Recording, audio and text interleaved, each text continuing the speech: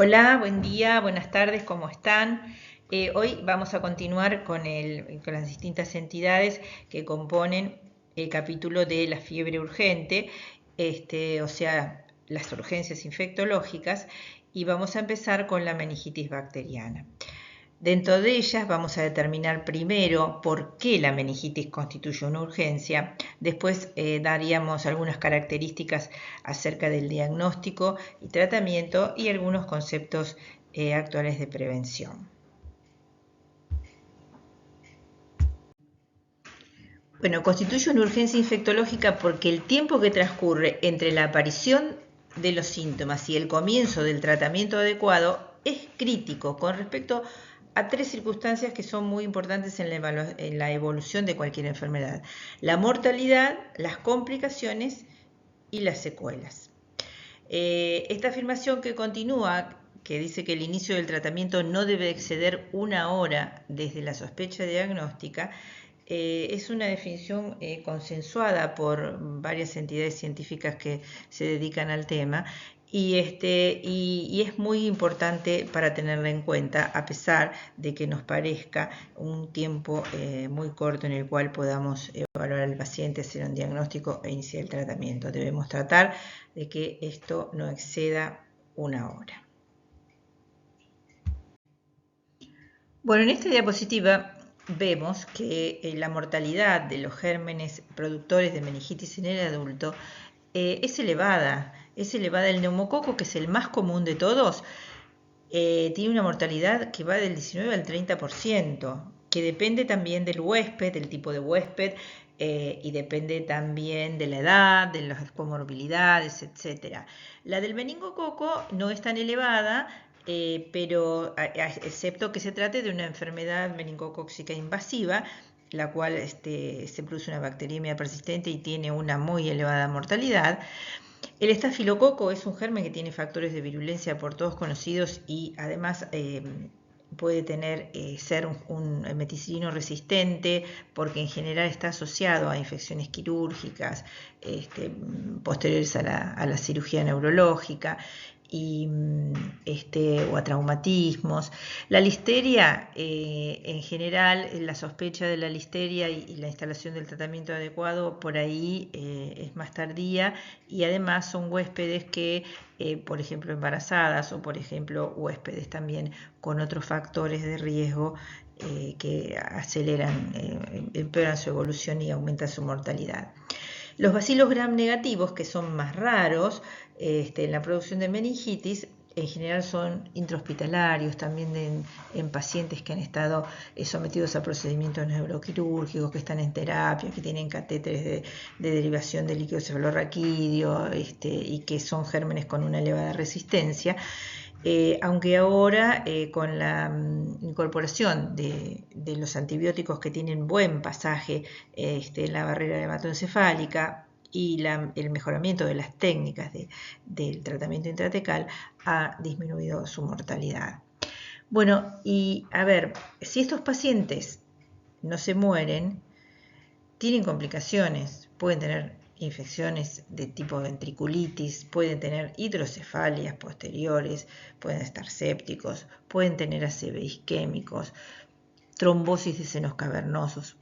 ¿Por qué? Porque si recordamos la fisiopatología de la infección meningia, tenemos que tener en cuenta que, por ejemplo, el neumococo, el meningo colonizan la orofaringe.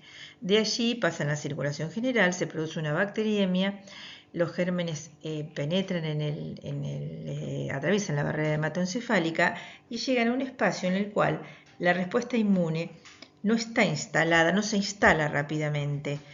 Y los gérmenes se reproducen con facilidad, como prácticamente es la misma reproducción que tienen in vitro, sin ninguna barrera que lo contenga. Entonces, esto da tiempo a que segreguen sustancias tóxicas, exotoxinas, adhesinas, atraviesen, se produzca microtrombosis de los pequeños vasos, estrechamiento, microtrombosis de los pequeños vasos con lesiones celulares, se produce edema celular, exudación, extravasación de líquido afuera, por lo cual aparece edema cerebral, y todo eso lleva a lesiones que son, en la mayoría de los casos, no reversibles. Entonces, estas lesiones que no son reversibles, si el paciente se cura, queda con secuelas.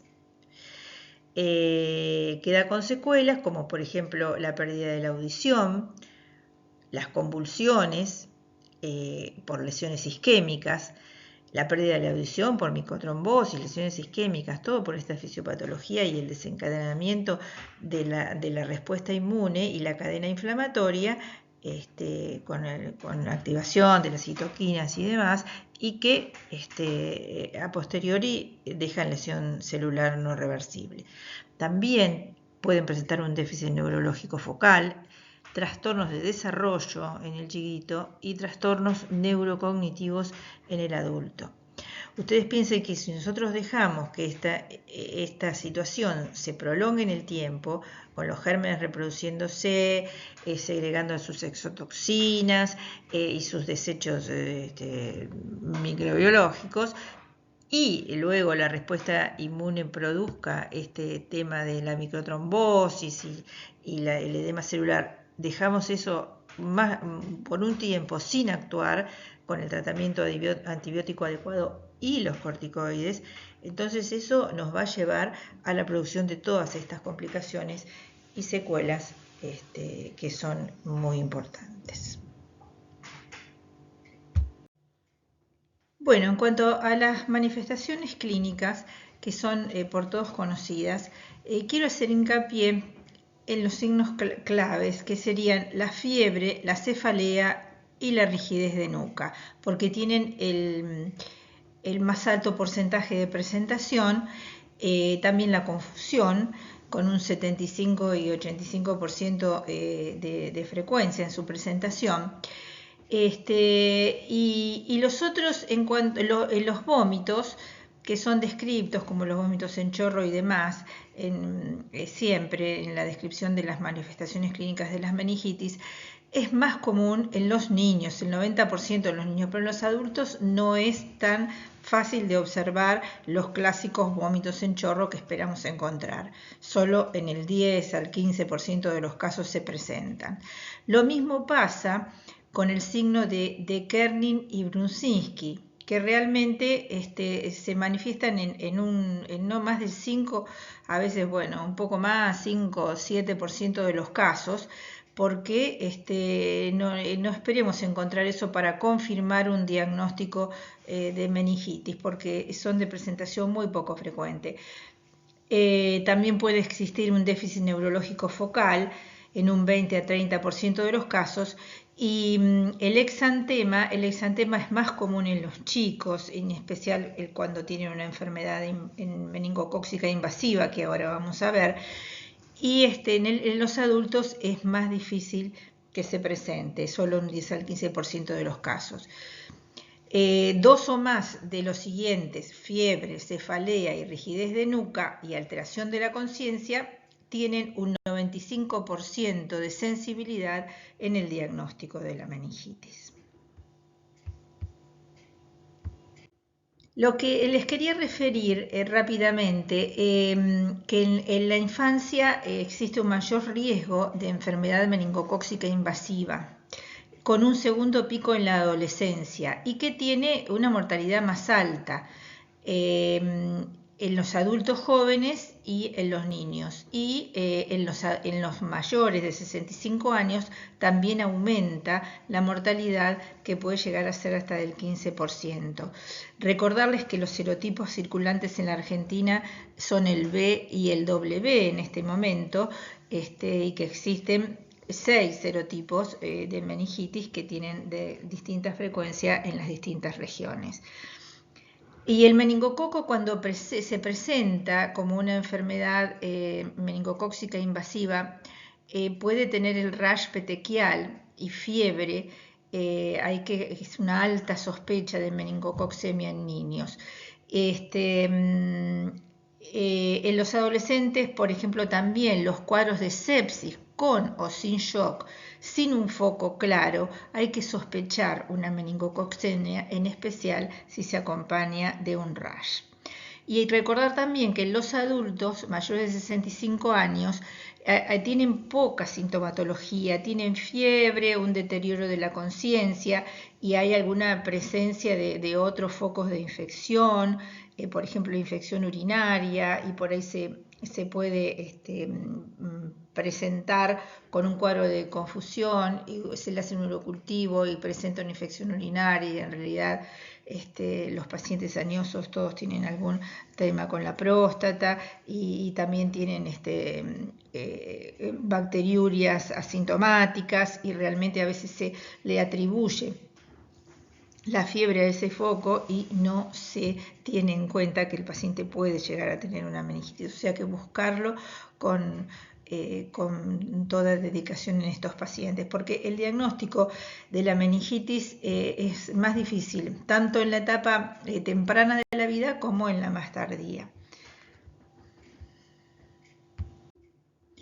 Bueno, este es un rash en la meningococcemia. En esta zona lo que vemos es un rash macular, aunque acá está descrito exclusivamente como macular, pero ya, si uno lo ve, tiene algunas petequias. En este caso es una paciente que estaba en su domicilio con dolor de cabeza importante, náuseas, vómitos, temperatura de 37,7, tenía mialgias y este rash. En menos de 24 horas el rash aumenta ya en el departamento de emergencia, a la vez con rigidez de nuca, petequias, púrpura, que es un conjunto de petequias, una temperatura de 39 y un pulso de 122 latidos por minuto. Quiere decir que la evolución de todo esto es muy rápida y a veces lo que sucede es que en los chicos no se jerarquiza el rash, a veces no se lo ve con buena luz, a veces no se quita toda la ropa y no se puede diferenciar bien las máculas de las petequias y no se jerarquiza tanto el rash. Eso tenerlo en cuenta para en los niños y en los adolescentes. Bueno, y esto es ya claramente el rash petequial que lleva a la púrpura con necrosis, que ya es un cuadro grave con alta morbimortalidad. Bueno, dentro de los métodos diagnósticos sabemos que el gol estándar para el diagnóstico de la meningitis es la punción lumbar. O sea, es el examen del líquido cefalorraquídeo obtenido por punción lumbar, en el cual tenemos que medir la presión de apertura y solicitar al laboratorio el examen físico, químico, citológico y bacteriológico, especificando directo y cultivo para gérmenes comunes, VAR en el caso de sospecha, o investigación de hongos. ¿Qué esperamos encontrar en esto? Bueno, ¿qué debemos encontrar? Debemos, por ejemplo, si tratamos de una meningitis bacteriana aguda, en el examen citológico vamos a encontrar un aumento de los leucocitos de 100 a 10.000 con un predominio de polimorfonucleares. Las proteínas van a estar elevadas de 50 a 100. La glucosa en sangre, la glucosa va a ser o la mitad, el 50% de la glucemia o menos de 40 miligramos por decilitro la medida en la glucorraquia. La tinción de Gram va a ser positiva en un 80% de los casos. Si hablamos de la meningitis viral, la celularidad va a ser menor, siempre es menos de 1000. En una primera etapa pueden predominar los polimorfonucleares, pero lo típico es el aumento de los linfocitos. Las proteínas son normales o están muy poco elevadas, la glucosa es normal y la tinción de Gram es negativa. La presión de apertura va a ser normal o ligeramente elevada.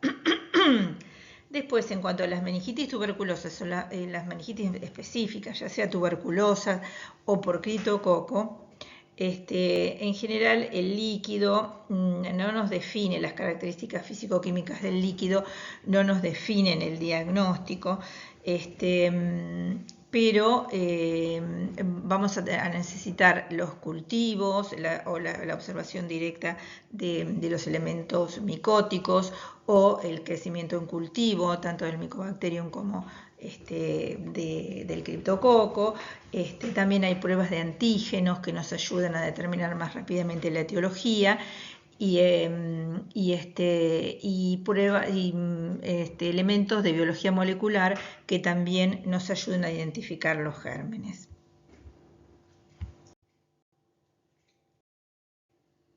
Este es un panel de identificación de gérmenes por biología molecular que con una gota de líquido cefalorraquídeo presentado ante estos paneles que identifican bacterias como todas, la Escherichia coli K1 que está presente en los recién nacidos, el Haemophilus, la Listeria, la Neisseria meningitidis, el Streptococcus agalactiae y el Streptococcus pneumoniae. Todos estos los identifica genéticamente. Y los virus, citomegalo, enterovirus, todos los virus herpes y el virus varicela zoster. Y también identifica elementos micóticos como el Cryptococcus neoformans. Esto no lo existe en nuestras instituciones de salud, pero su costo es alto y si tenemos un buen bacteriólogo, tenemos, como vimos recién, una excelente sensibilidad y especificidad tanto del estudio del examen directo con la coloración de Gram como del cultivo para los gérmenes comunes.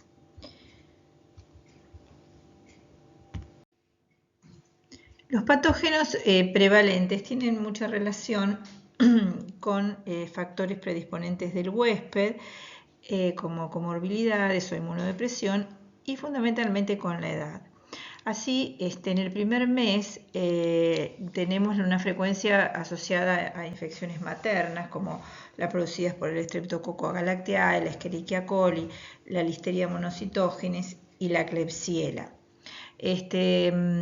De 1 a 23 meses y en adelante, de 1 a 23 meses persiste todavía la Galactiae, el coli y aparece el Haemophilus influenzae, el Streptoneumonae y la Neisseria meningitidis, que prevalecen en el adulto hasta los 50 años con esa frecuencia. Como ven, el Haemophilus no aparece porque ha sido prácticamente erradicado por la vacunación y en los mayores de 50 años se agregan a estos gérmenes que recién definimos la Listeria monocytogenes y los bacilos gram negativos.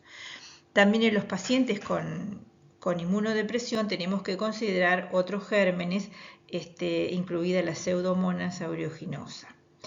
Cuando existe un factor predisponente como un traumatismo, que se le produce una fractura de base de cráneo, también tenemos allí la producción de meningitis secundaria a la fractura de los senos paranasales con la flora propia de esa región. Así tenemos también el Haemophilus, el Streptococcus pneumoniae y también estreptococos beta hemolíticos del grupo A.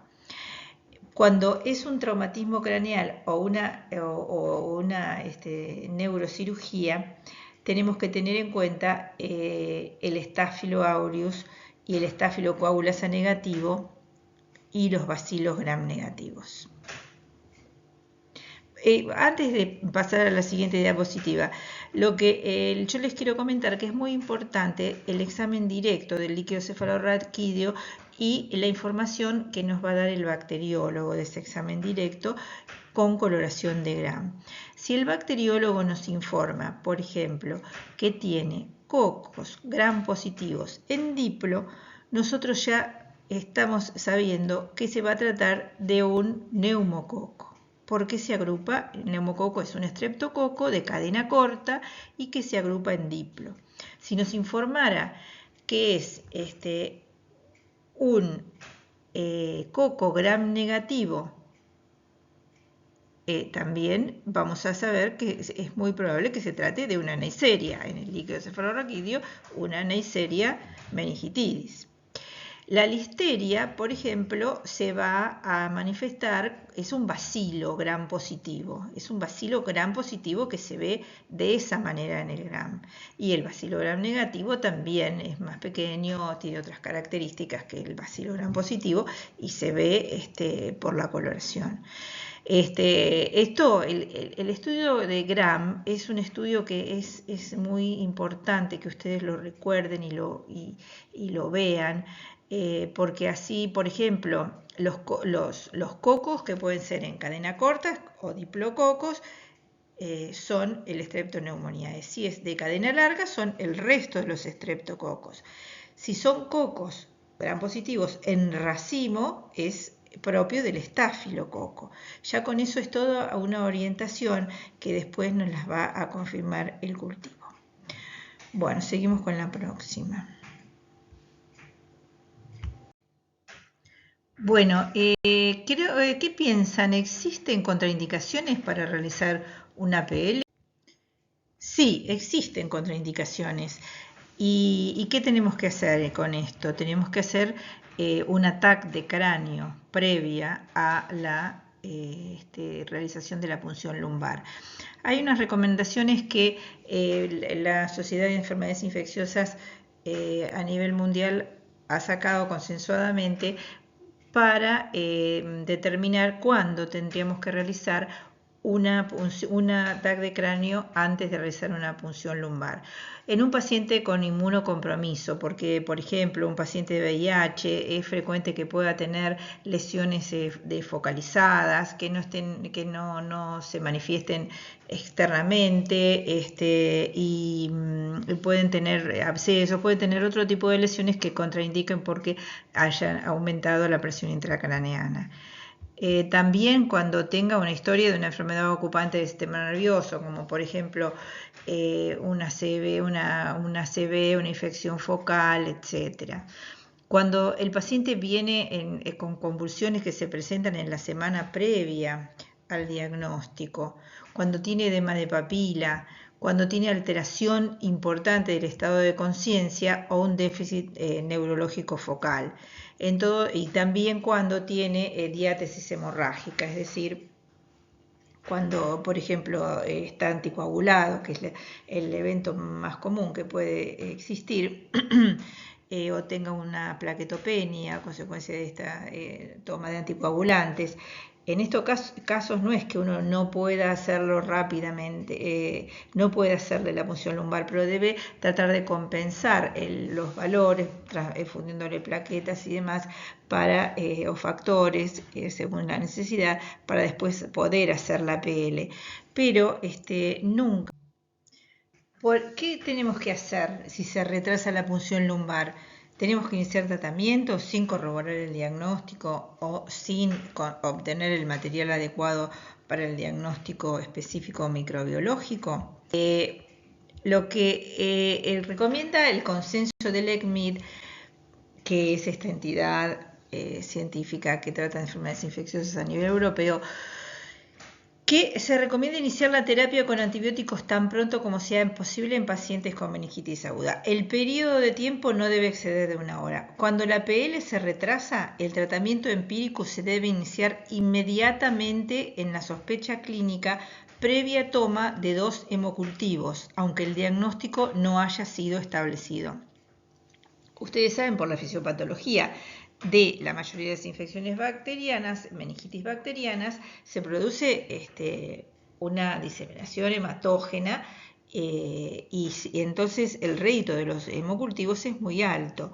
O sea que le hacemos un par de hemocultivos al paciente y en espera, si nosotros tenemos... Hay diferentes escenarios clínicos. Si nosotros estamos en la guardia de un hospital con el tomógrafo a la vuelta, en el mismo ámbito, bueno, le hacemos una tomografía con la urgencia que es necesaria, descartamos en ese caso alguna causa que pueda ser causa de hipertensión endocraneana, que pueda hacer enclavar el paciente cuando le hacemos la punción lumbar, Y entonces después de eso lo hacemos ahora. Si nosotros estamos en el medio de la ruta, en una salita que no tiene posibilidad, que tenemos que derivar el paciente, no tenemos que esperar el resultado del ATAC. Directamente lo que hacemos es tomar las muestras de hemocultivos e iniciarle el tratamiento. Luego el paciente se hará el ATAC y si la ATAC descarta que tenga algún problema o de masa ocupante cerebral o que pueda aumentarle la presión intracraneana, le hacemos luego la punción lumbar. Esa dosis que le vamos a dar de antibióticos y corticoides antes de hacerle la punción lumbar no nos va a modificar demasiado. Los gérmenes puede ser que se puedan recuperar. Tenemos los gérmenes que los vamos a recuperar del hemocultivo y la celularidad se modifica muy poco. O sea que no nos va a dificultar el diagnóstico y no tenemos que hacer esperar al paciente antes de iniciar el tratamiento.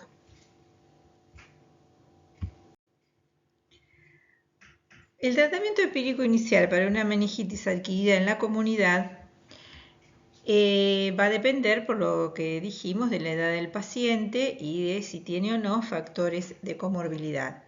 En los adultos menores de 50 años, los gérmenes comunes los cubrimos todos, tanto el meningococo como el hemófilus, que es muy raro, como el neumococo, con una cefalosporina de tercera generación, y por su cinética y vida media, la ceftriaxona sería la indicada, ya que su administración endovenosa se puede dar cada 12 horas. Entonces la indicación sería de 2 gramos cada 12 horas. Ustedes van a encontrar en alguna literatura de Estados Unidos o de Europa que el empírico inicial ellos utilizan vancomicina porque tienen una alta resistencia del neumococo a la penicilina. Nosotros en nuestro país tenemos una resistencia intermedia y una resistencia escasa, muy baja, a la prácticamente nula, a la ceftriaxona, entonces a las cefalosporinas de tercera generación. Entonces la indicación es la de ceftriaxona para los adultos menores de 50 años. Para los adultos mayores de 50 años, que como se agregan otros gérmenes, le vamos a agregar ampicilina para tratar la probable listeria, que vamos a descartarla cuando tengamos la documentación bacteriológica. Esto se trata con la ceftriaxona más una ampicilina que se da de 2 gramos cada 4 a 6 horas. En los inmunocomprometidos tenemos que tener en cuenta otros gérmenes con otra sensibilidad, como son los gram negativos, incluidos las pseudomonas, y también un estáfilo. Por eso tenemos que emplear meropenem, ampicilina y vancomicina. El meropenem es, como ustedes saben, un carbapenem que tiene un amplio espectro para bacterias gram positivas, gram negativas y anaerobios. Es de la misma familia que el imipenem, pero no es conveniente dar imipenem cuando tenemos una patología del sistema nervioso central, porque su componente, además del carbapenem, la cilastatina, puede producir en un umbral, bajar el umbral para las convulsiones y el paciente tener este problema. O sea que se reemplaza por el meropenem, que tiene el mismo espectro. En la meningitis bacteriana postquirúrgica tenemos que dar vancomicina a dosis elevadas, endovenoso siempre el tratamiento de la meningitis, a razón de 15 miligramos por kilo de peso cada 8 horas. Esto tenemos que tener más meropenem, que cubriría los gérmenes gram negativos con alto nivel de resistencia porque son adquiridos en forma intrahospitalaria. La vancomicina es para el estáfilo, coagulasa negativo y aureus, y tiene que ser las dosis altas, tiene que monitorearse el nivel de vancomicina, que tiene que estar siempre por mayor a 20 miligramos litro, y tiene que darse en un intervalo de cada 8 horas. Esto hay que monitorear también su nefrotoxicidad, que es importante más en un paciente con una enfermedad grave o con una sepsis o con un postraumático o un postquirúrgico. Bien. Bueno, además del tratamiento antibiótico, decíamos que para frenar el fenómeno inmunomediado tenemos que administrarle corticoides. Lo ideal es hacerlo previamente o en forma conjunta con el antibiótico. Hay evidencia de muchos trabajos de beneficio en meningitis por neumococo y hemófilus que reduce la mortalidad y las secuelas. Le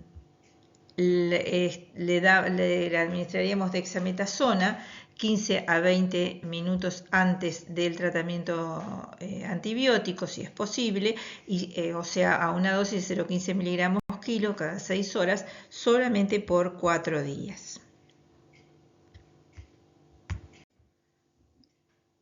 Bueno, para terminar les quiero hablar unas palabritas sobre prevención y decirles que por primera vez ya existen vacunas para todas las causas de meningitis bacterianas por gérmenes comunes de la comunidad.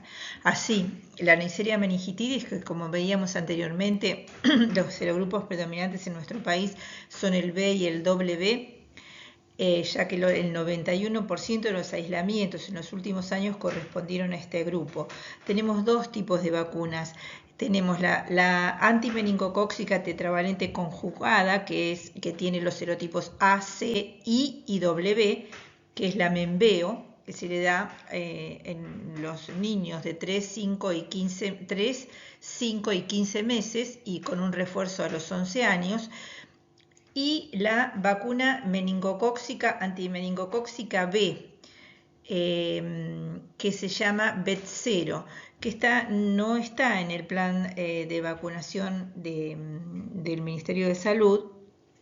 Es indicada en situaciones especiales, como por ejemplo en pacientes con algún trastorno esplénico o con algún inmunocompromiso. En ese caso se autoriza esta vacuna, pero en realidad si está en el mercado y si el pediatra la indica, se la dan. Y la vacuna para el neumococo, sabemos que existen dos tipos de vacunas que previenen justamente las enfermedades invasivas y si no mejoran su evolución, que es la vacuna conjugada de 13 serotipos, la Prevenar 13, y la vacuna polisacárida de 23 serotipos, que es la Neumo 23, que se cubren prácticamente todos los serotipos circulantes en nuestro país. El Haemophilus influenzae, que se ha prácticamente erradicado con la vacunación, ya está incluida en la quíntuple que reciben los niños, y si no, también se puede dar en forma separada en el adulto, es el que se denomina Prohibit y es única, tiene solamente el Haemophilus. Y está en desarrollo una vacuna polisacárida para administración en embarazadas contra el estreptococo del grupo B, que saben que es el productor de las meningitis en los recién nacidos. Entonces se realiza la estrategia de vacunación a la madre, porque en realidad las vacunas hay que darlas por su acción propia y por el efecto de rebaño, ¿no es cierto?, para proteger a poblaciones que no pueden ser vacunadas, como por ejemplo los recién nacidos, por un lado,